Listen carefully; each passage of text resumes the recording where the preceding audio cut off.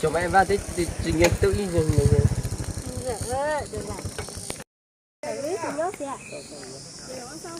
Nào, nhìn bạn ra đây này các bạn. Đi ra đây nữa đi. Nhìn bạn đây này. Nhìn bạn đây này. Xe máy nhá, xe máy nhá. Nó sẽ thu gom rác.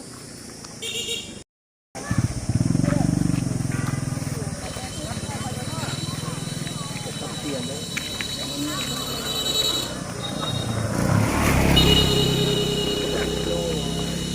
Tất cả là con nó mà xe nhà.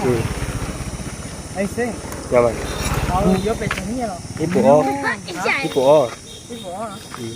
Quên nó. Bữa nay thì khác nữa kìa. Các bạn nó thắt quá. Ba tẹt khuyên ta họ tết tiền. Lỡ trả nên chơi, lỡ cho chị cả.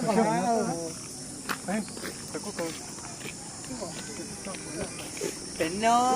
Tính nó đó.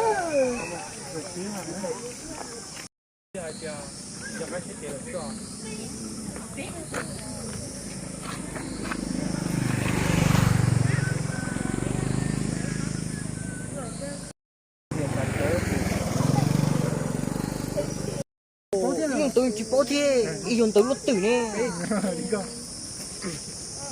Nãy giờ tới tận đâu rồi em có cái mặt xón bãi xào. Ô, tiền rồi. Ý dùng tôi chỉ bố ha. Dùng tiền tôi lúc tử ha. Lúc này cái dầu ấy.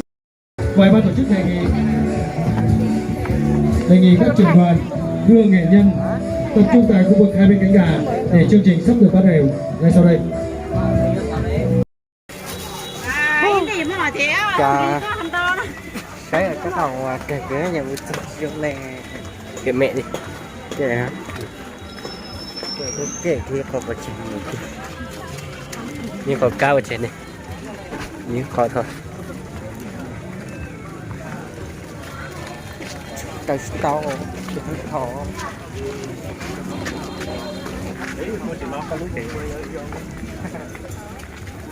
Là kiểu mùng một. ôi dông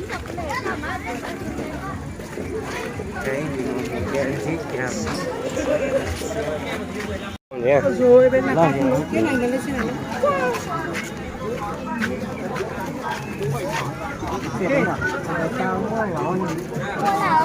Mua lá.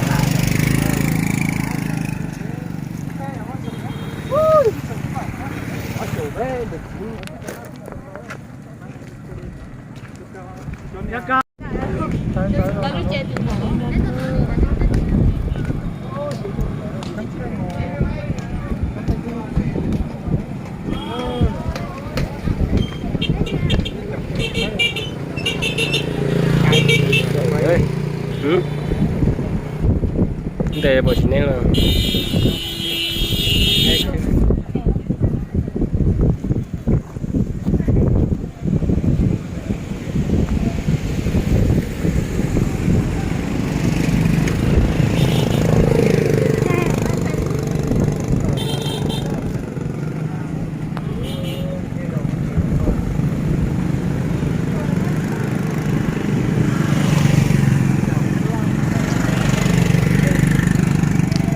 tóc kiểu gì ta, tóc suôn thật mình nhé.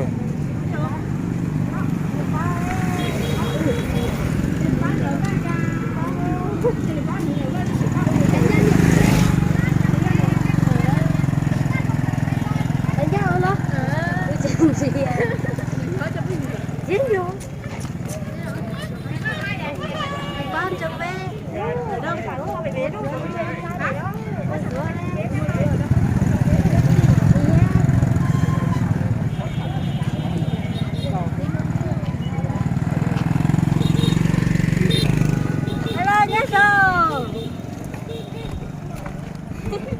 Hello, sao bà đi khám? Nó đâu nên cho tôi. Em.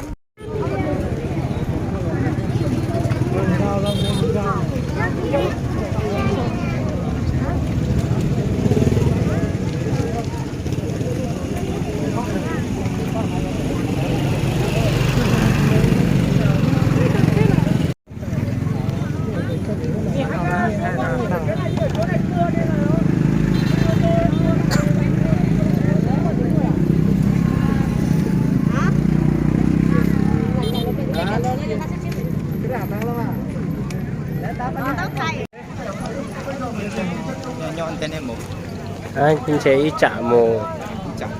Con này.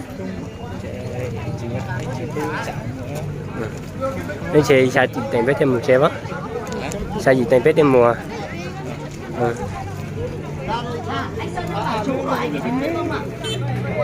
Chẳng có gì đâu, 9-10 giờ.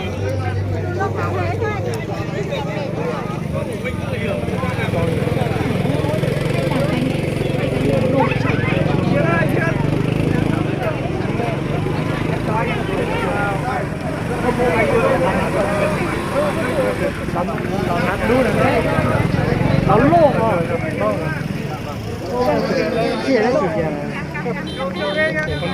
Hả chị? Lớn đi cùng nhau với tuổi này các đội đó. Không may nữa, chương trình không may nữa.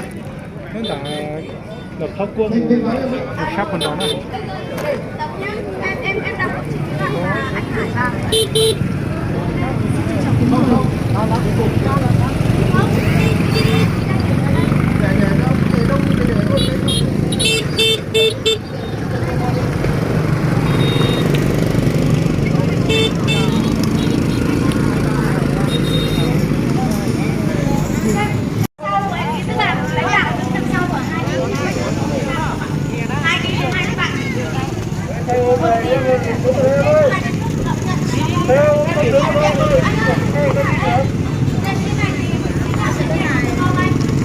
Không, lúc nào khi anh Sơn đã đọc chữ văn thì anh nói là kênh chưa đâu.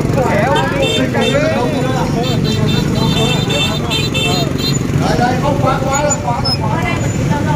Đấy, cái này thì được. Cái này thì được. Lui em xong. Thế thì lúc anh Hải lên đọc quyết định là phải lui ra. Một chỉ như bị trả khuyên gọi luôn tại. Được.